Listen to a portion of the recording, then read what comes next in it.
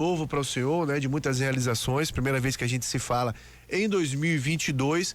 Como é que o senhor tem acompanhado toda essa situação de saúde pública aqui no município e qual é a situação de momento mesmo em relação a H3N3, em relação à Covid, o quanto que esse momento deve preocupar as pessoas, doutor Marcelo? Um ótimo dia para o senhor. Um bom dia, meu caro Fernando Moreira, bom dia Adilson Barbosa, bom dia a todos da bancada e um ótimo dia a todos os seus muitos ouvintes. O que é que a gente pode falar a respeito disso? Além de desejar a todos, sim, um feliz 2022, que ele pelo menos seja melhor do que 21. Se conseguirmos isso, já vai ser um grande ganho. O que é que a gente tem vivido? Nós vivemos o ano de 21 todo com o coronavírus, que você tão bem explicou, mas nós acrescentamos a isso um novo surto, que é um surto de gripe. Influenza, aquela mesma gripe que todos os anos tem aquela campanha para fazer a vacinação. Aí aconteceram duas coisas diferentes. Primeiro, nós tivemos a gripe num período completamente fora da sua sazonalidade, do seu tempo normal. As gripes, elas acontecem no início do inverno. Esse é o momento que a gripe começa a acontecer. Pois agora, em pleno verão, nós tivemos um surto de gripe. E, para piorar, veio um vírus diferente. Veio um vírus novo, robustecido, corado de sol. Ele aparece e diz, olha, sou eu, sou forte, consigo me disseminar de forma muito mais rápida do que aquele vírus velho de ontem. E estou aqui, cheguei e gostaria de ficar. E aí, nesse momento, nós juntamos as forças contra-agentes do coronavírus e mais do vírus da influenza, que teve uma variação, eu gosto de usar o termo para a população poder me entender e eu não ficar muito no mediquês, que é um primo forte do vírus antigo. E nós estamos vivendo esse momento. Pior, o próprio coronavírus resolveu se encontrar com o H3N2, o vírus da influenza. E os dois deram as mãos e disseram, vamos atacar juntos. Vamos agora nós dois de mãos dadas partir para enfrentar esses seres humanos que estão aí, porque nós podemos ganhar deles. E agora, qual é a defesa que nós, humanos, podemos ter contra isso? Só tem dois. O primeiro deles é aquele idêntico contra o coronavírus, que são aqueles cuidados que nós tanto e tanto repetimos aqui. Lavar as mãos com frequência, usar álcool gel, utilizar máscara, evitar aglomeração. O vírus adora ter muita gente junto porque ele pode atacar várias pessoas ao mesmo tempo. E nós temos que evitar isso. A segunda forma é a vacina. Só que neste momento nós estamos com dificuldade da vacina da influenza, a vacina da gripe. Temos agora à vontade a vacina do coronavírus, e agora nós só temos que combater aquelas pessoas que insistem em dizer que a vacina não serve, mas não serve para quem, pelo amor de Deus? Essa vacina está sendo usada no mundo todo. Todos os países utilizam ele, países socialistas, países capitalistas, países comunistas, o nome que quiser dar. Ditaduras, todos eles usam a vacina. E usam com bons resultados. E aí me aparece alguém que diz assim, não. A vacina não serve, não. Com base em que essa afirmativa está sendo feita? Até alguns colegas médicos que defendiam esse ponto de vista, uma boa parte já migrou de posição porque se rendeu aos argumentos científicos. Hoje, o que é que nos cabe? Buscar vacina. E é isso que a Prefeitura de Feira de Santana está fazendo. Está lutando junto ao Ministério da Saúde, junto à Secretaria Estadual de Saúde, dizendo precisamos de vacina. Precisamos vacinar a população, porque essa é a forma, essa é a arma que nós temos para combater essa infecção, que é uma infecção forte, uma infecção dura, rápida, talvez com um pouquinho menos de virulência, de força do que o tradicional, mas ainda assim nós tivemos recentemente aí 2 casos que estão sendo fortemente noticiados pela mídia. Pois é, doutor, eu queria falar justamente a respeito desses dois casos. A gente tem, né, sob investigação a causa da morte de uma criança de 4 anos que testou positivo para H3N2 e tem também de um homem de 49 anos que morreu em consequência de complicações da H3N2. O que é que o senhor já conseguiu apurar, o que é que a secretaria já conseguiu apurar desses casos e qual é a situação de momento em relação à própria investigação desses casos? Vamos lá. No primeiro caso, que foi o da criança, uma criança de sexo feminino, com 4 anos de idade, que teve um acidente de veículo. Nesse acidente de veículo, ela teve um traumatismo craniano grave e essa criança ainda possuía uma comorbidade, que era uma sequela neurológica grave. Ou seja, uma criança com 4 anos, com poucas possibilidades de vida, já pelo problema congênito que ela nasceu, e ainda se envolveu num acidente. No momento em que se faz o rastreamento dos pacientes internados, identificou-se que ela também tinha um H3N2. Só que o atestado de óbito que chegou às nossas mãos não atribui ao H3N2 a causa da morte, e sim ao traumatismo em razão do acidente, agravada pelas comorbidades anteriores, esses problemas neurológicos, problemas na cabeça, que a criança já tinha. Então, esse caso, sim, ele é positivo para H3N2, mas não foi a causa morte final dessa criança. O segundo caso que nós temos é de um adulto que foi internado com síndrome respiratória aguda grave, ou seja, tinha uma dificuldade de respirar de forma muito simplificada, e no internamento realizou um teste. Esse teste deu positivo e realizou-se um outro teste mais específico. Nesse segundo teste deu negativo, ou seja, nós tínhamos um conflito entre 2 testes. Um teste dizendo que tinha, o outro dizendo que não tinha. E aí faz-se um terceiro teste para se confirmar. Esse terceiro teste não chegou ainda ao resultado, pelo menos não na Secretaria de Saúde do município. Então, há uma suspeita, sim, forte de que tenha sido essa causa, mas temos que aguardar a confirmação. Mas, Marcelo, esses 2 casos não sendo, significa que não há risco? Ao contrário, há risco, sim, e risco sério. Nós temos que tomar esses cuidados todos que eu acabei de fazer a narrativa para evitar que esse vírus continue se espalhando do jeito que ele está, nesse momento, se espalhando mesmo. E esse cuidado que a gente precisa ter é em defesa da vida, em defesa das pessoas. As crianças e os idosos são particularmente suscetíveis. Aumenta-se muito o risco dessas pessoas em terem essa doença, que é agravada com outras, as crianças que não têm ainda seu sistema de imunidade completamente desenvolvido, e os idosos que já têm esse sistema já um pouco menos robusto, mais debilitado em razão da própria idade. Marcelo, a gente tem notado uma alta movimentação, né, nos postos de saúde de Feira de Santana desde o começo da semana. A gente tem postos de saúde realmente lotados de pessoas, boa parte delas com sintomas da gripe, né? E aí pode ser tanto H3N2 como a própria Covid. Algum esquema especial deve ser montado para atendimento dessas pessoas ou já foi montado? A gente tem informação, por exemplo, que a gente tem algumas unidades com ampliação de horário de atendimento, não é isso? Sim.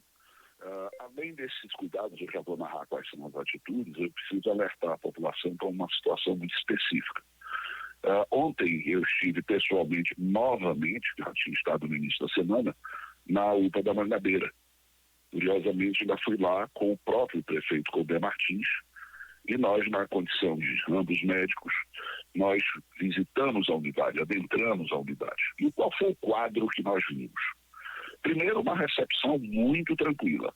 Tá? Eu vou até dar o horário para não ter dúvida. Nós passamos lá por volta de 4h30, 5 da tarde.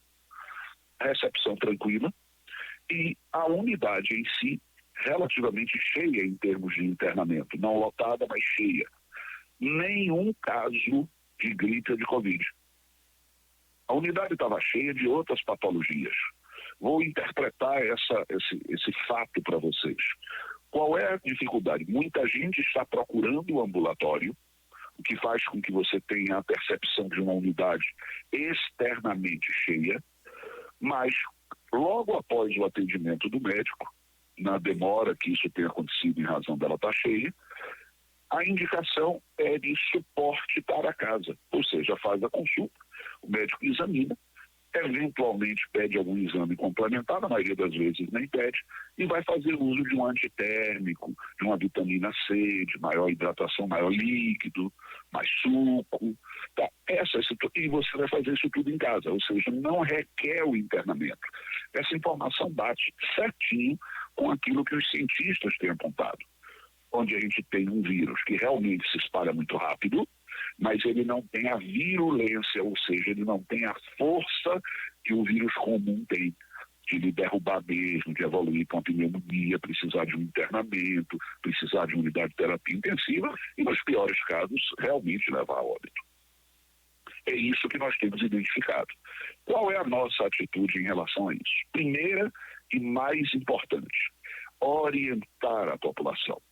As pessoas que têm sintomas de gripe, elas sabem se esse sintoma é um sintoma mais leve ou se é um sintoma mais grave.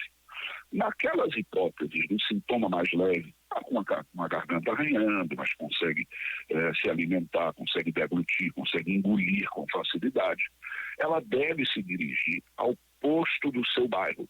Não é uma UBS, são os postos de saúde de família. Vá para esse posto, porque o tratamento que será dado é um protocolo médico. Vai ser o mesmo que vai ser dado numa policlínica ou numa UPA.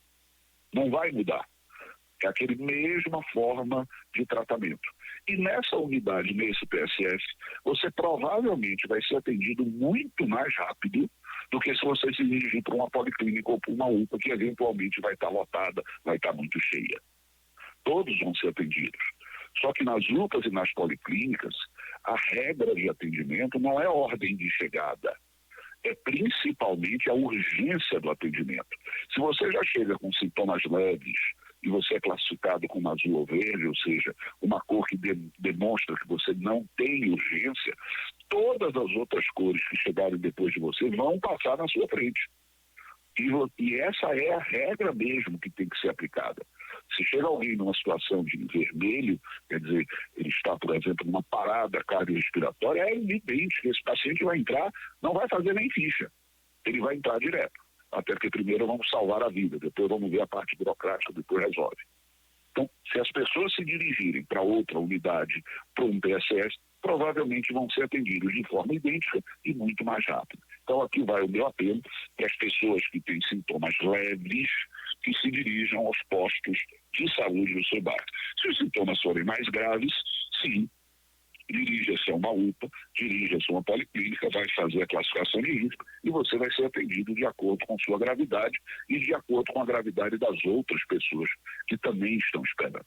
Eu cito um exemplo muito clássico, onde na segunda-feira, ou foi terça, eu fiz uma visita em uma dessas unidades e percebi duas pessoas que estavam aguardando atendimento e estavam jogando dominó na recepção da unidade. Nada contra, tudo tranquilo. Achei até que o movimento de uma das peças do dominó não foi tão bem feito, mas isso é outra história. O que nós podemos dizer, será que essas pessoas realmente estavam numa situação de urgência? Pelo menos não é comum que você, numa situação de urgência, passando mal, esteja jogando dominó. Será que essas pessoas não poderiam estar num posto de saúde do seu bairro e sendo atendidas muito mais rapidamente?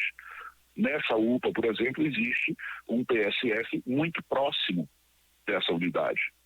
E essa unidade eu aproveitei e passei e estava completamente vazia, meu caro Fernando.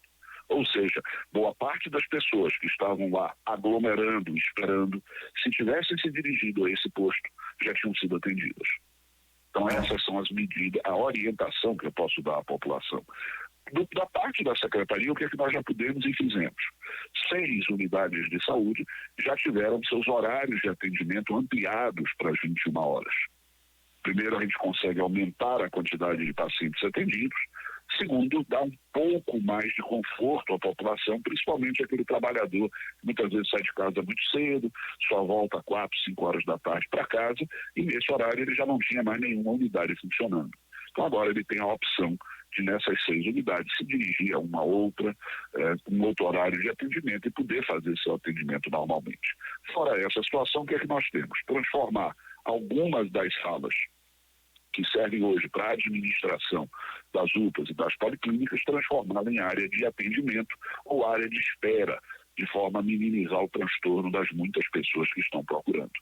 Ontem nós fizemos um amplo treinamento da equipe, já revisando os procedimentos de classificação de risco e de manejo dos pacientes que chegam nessas unidades. Tá? Essa é uma das obrigações que a gente tem, de forma que o profissional esteja completamente alinhado com os protocolos científicos e esteja assinado com toda a rapidez que nós precisamos ter para fazer os atendimentos necessários. E agora essa situação, nós verificamos também uma eventualidade, mas isso está ainda muito distante, se nós precisarmos ampliar, criar tendas de atendimento para suportar um grande aumento, se essa situação que nós estamos vivendo hoje piorar e piorar em muito. Nesse momento, nós estamos cogitando ainda nenhum tipo de ampliação de espaço de internamento, até porque algumas unidades ainda têm vagas, e mais do que isso, essas vagas não estão sendo, na sua totalidade, ocupadas por quem tem ou Covid ou a influenza, que é a gripe comum. Bom, doutor Marcelo Brito, ontem a gente conversava aqui com o doutor Marcos Machado, né, de um laboratório particular aqui de Feira de Santana, do IF. Ele falava que tem assustado a curva de crescimento em número de casos de Covid e de H3N2, que já vem há algum tempo, né? Mas ele falava que a Covid subiu muito também. O que é que se projeta para os próximos dias em relação à quantidade de casos? Qual é que é a expectativa, tendo em vista que a gente teve aí festas de final de ano, né? Teve Réveillon, esse reflexo vai chegando aos poucos, e como frear uma possível, não sei se a gente pode chamar de terceira onda de infecção, e ainda junto com a própria onda que a gente já vive da H3N2, o que é que se projeta de casos para o futuro e o quanto que a situação pode ficar mais complicada, secretário? A nossa expectativa é que você tenha um repique desses casos da Covid, mas não tenha na mesma proporção que nós já tivemos antes. Por quê? Qual é a grande diferença do ontem para o hoje? A vacinação. Não há dúvida, não há discussão mais no mundo inteiro de que a vacinação é eficaz, funciona. Para aquelas pessoas que ainda pegam a Covid, ela termina vindo de uma forma muito, mas muito mais branda. E hoje o grande risco, 80% das pessoas ainda internadas com Covid, são pessoas que não tomaram a vacina. Não tomaram sua dose de reforço, não fizeram seu segundo ciclo, enfim. Está muito claro isso para a gente. Então a expectativa é de um aumento, sim, nesse momento. Logo depois disso a tendência é de queda, porque quem vai segurar a subida dessa onda, sem dúvida, é a vacinação que nós fizemos. Acredite, nós ainda estamos vacinando primeira dose em nossa cidade. É muito estranho isso para mim.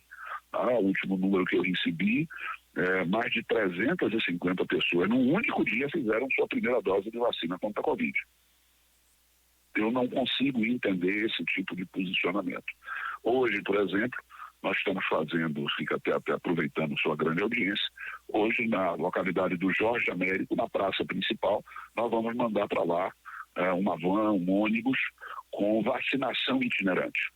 Ao invés de você se dirigir a um dos postos, ter alguma dificuldade em fazer a vacina, que não existe, nós vamos levar a vacina para as pessoas. Ela não vai ficar dentro de nenhum posto de saúde, não. Nós vamos fazer aí na praça principal do Jorge Américo, daqui a pouco eu estou chegando lá, para justamente fazer esse acompanhamento e facilitar ainda mais para que as pessoas possam tomar ou a primeira, ou a segunda, ou a dose de reforço. Nessa vacinação itinerante, nós vamos ter as 3 doses e vamos ter todas as vacinas que estão disponíveis. Então, é a forma que nós temos de dizer, eu não posso obrigar ninguém a tomar vacina, mas posso facilitar o máximo para ela, para que ela possa fazer uso da sua vacina. Tive até um caso muito curioso, até dentro da secretaria. Você sabe que existe decreto do prefeito para que a gente fiscalize a entrada dos colaboradores, que tem que estar com seu comprovante de vacina, senão não pode entrar na secretaria. E eu fui surpreendido com um dos meus colaboradores, até próximo do gabinete, que não tinha tomado a vacina. E aí o pessoal me ligou lá de baixo, fulano não pode entrar, porque não tem vacina. Eu disse, conversei com ele, e ele terminou me dizendo que o grande receio dele é que ele tem medo de agulha. Olha que situação a gente vive hoje. Um adulto, um cara formado, de boa formação, ele tinha medo, ele tinha pavor de agulha. E eu terminei pegando ele, botei dentro do carro, levei numa unidade de saúde e pessoalmente tive que fazer a vacina dele, orientando ele. Olha, não se preocupe, você vai ver que você não tem a ponta da agulhada, é quase indolor, você praticamente não sente, é como se fosse uma formiga, e não se preocupe. Fiz, depois ele me olhou e disse, doutor, que coisa boa. Eu estava apavorado e percebi que não teve absolutamente nada. Então, me faça um favor, você deve conhecer outras pessoas que têm medo de agulha e explica a elas o que aconteceu. Eu vou fazer isso. Algumas pessoas até de minha família têm esse problema e eu lhe prometo que vou fazer esse trabalho psicológico junto da minha família. Você vê como a gente tem, Fernando, tantas situações das mais estranhas, eu diria que quase que esdrúxulas possíveis. Mas é isso mesmo, é assim que funciona. Pessoas são mais destemidas, eu particularmente me aplico injeção, talvez isso seja um exagero pelo outro lado, mas outras pessoas já têm absoluto pavor de medo de fazer uma injeção, mas esse medo precisa ser superado, esse medo precisa ser jogado para o lado em prol da vida. Acho que pegar coronavírus de forma grave vai incomodar muito mais do que uma agulhadazinha de pouquíssimos segundos. Bom, e ainda falando de vacina, secretário, a gente já tem a previsão de vacinas. Ontem a gente teve novidades, né, em relação à vacinação de crianças entre 5 e 11 anos no Brasil. A gente já tem essa previsão desse tipo de vacinação aqui na cidade para esse público-alvo, para a Covid e também a H3N2. Tem prazo para a chegada? Já se tem uma ideia, uma projeção de quando se começa a vacinar também? Não, nós estamos em cima, inclusive, com relação à vacina da influenza, tanto da CESAD quanto do Ministério, que prometeram que vão encaminhar, inclusive o próprio ministro prometeu isso quando visitou o sul da Bahia em razão das chuvas, e prometeu 100 mil doses para as regiões que foram atingidas, o que é muito pouco. Feira de Santana já aplicou 185 mil doses de vacina e acabou o estoque. Se você me mandar as 100 mil doses, que vão ser partilhadas entre os municípios, só a Feira de Santana consome as 100 mil doses com relativa rapidez. Então, 100 mil doses, você dividir por 50, 100 municípios, vai dar o quê? 1.000 doses por município? E dose eu não consigo nem abrir uma unidade. Você consome isso em um turno, em 2 unidades apenas. Com relação à vacina da Covid, especificamente da criança, essa nós estamos aguardando, porque não é a mesma vacina do adulto. Tá? É a mesma vacina, mas em dosagens e em formulação diferente. Então vamos receber frascos do mesmos fabricantes, ok, da Pfizer provavelmente, e com uma marcazinha dizendo que a quantidade, a diluição dessa vacina já é diferente, é uma quantidade um pouco menor, porque a criança tem uma área corpórea menor do que, evidente, de um adulto. Então também temos que aguardar a chegada da vacina de criança para que a gente possa ativar imediatamente a vacinação na nossa cidade de forma mais rápida possível. Secretário Marcelo Brito, eu quero agradecer imensamente a disponibilidade do senhor de sempre, de falar conosco, desejar mais uma vez um feliz ano novo, 2022 melhor do que 2021 para todos nós e sucesso, né, nesse momento tão sensível aí de combate a 2 vírus agora aqui em Feira de Santana, né? Não só a Covid, como também a H3N2. Um forte abraço. Forte abraço a você. Vocês estão vendo que as forças dos vírus estão se juntando contra a gente.